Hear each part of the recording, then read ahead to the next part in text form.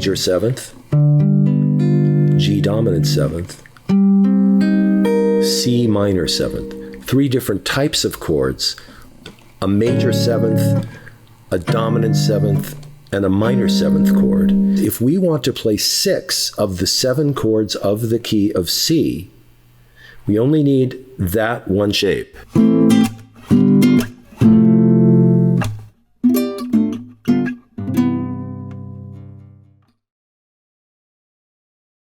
This D minor 7, that's a 2. G dominant 7, that's a 5.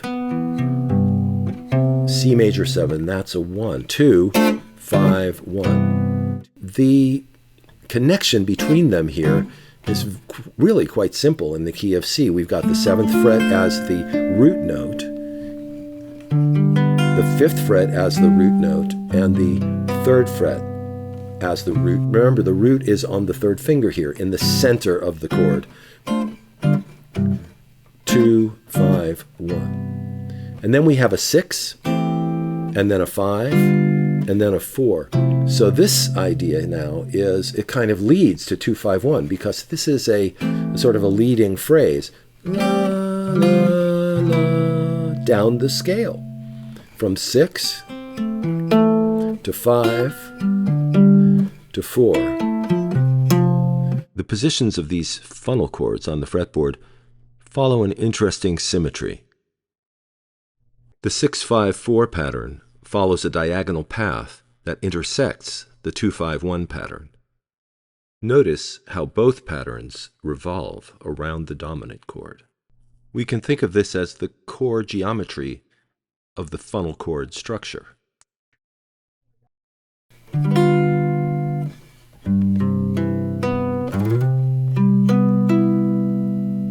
But there's another side to this coin.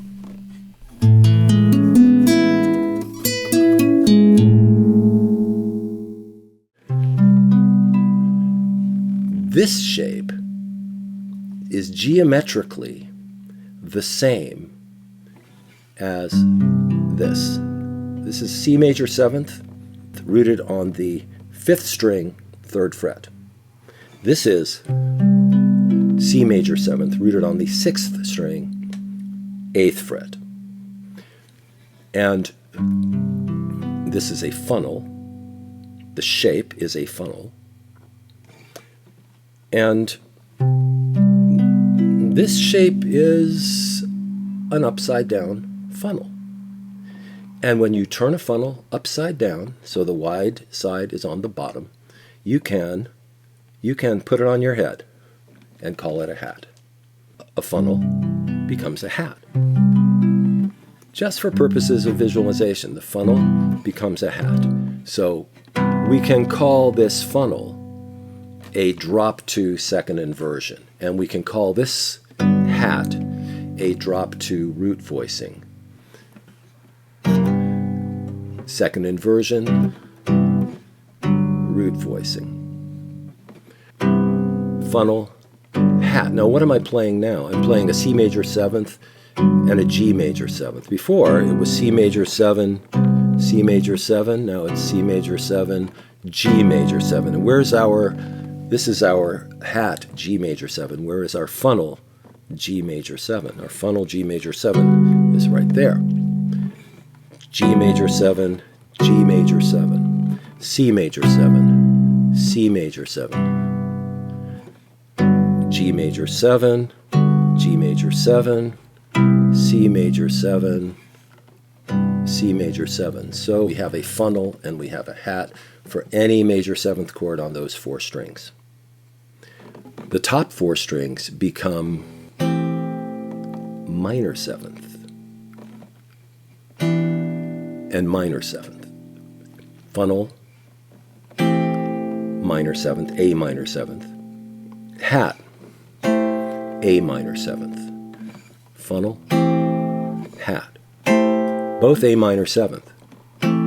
Now remember, this is exactly the shape that we were using down here for major 7ths. Exactly the same. Exactly the same.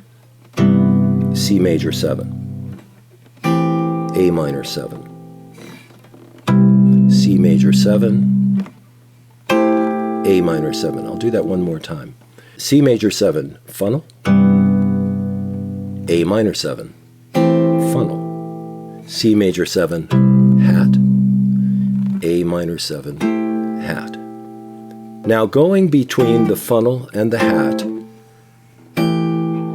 you may notice that there are certain commonalities, not just in the shape of the chord on the grid, but in the fingering itself.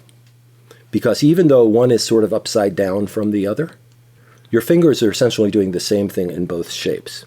For instance, let's go back to our C major 7th funnel. So we have our second and third finger playing the 5th and the root, and we have our first and fourth finger playing the third and the 7th. So that is a perfect 5th between those two fingers, and a perfect 4th between those two fingers. We have perfect 4th, perfect 5th, perfect 4th on those two strings, perfect 5th on the next two strings, around this symmetrical pattern.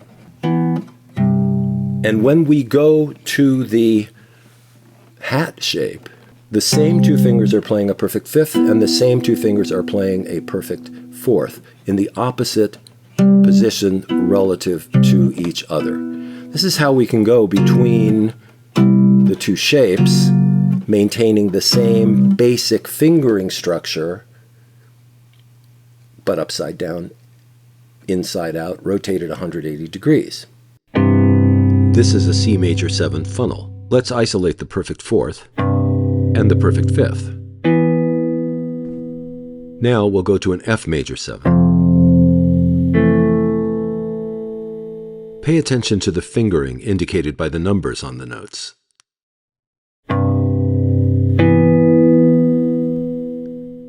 The lowest and highest notes of the chord form a major 10th. The two middle notes are a major 3rd. That major 10th shifts up and down a whole step between the two chords, while the middle notes remain the same in both.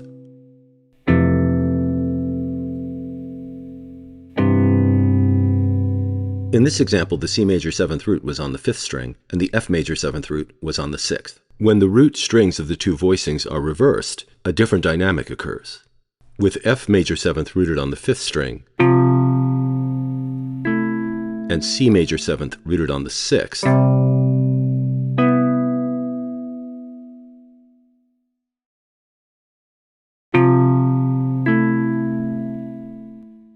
we still find a major 3rd as the middle two notes of both chords, this time F and A, and a major 10th of C and E, comprising the lowest and highest notes. But now the major 3rd will shift from F to G, while the C major 10th remains in place. But the two major 7th forms are not the only overlapping hats and funnels. There are some interesting connections between the major 7th forms on the bottom strings and the minor 7th forms on the top 4 strings.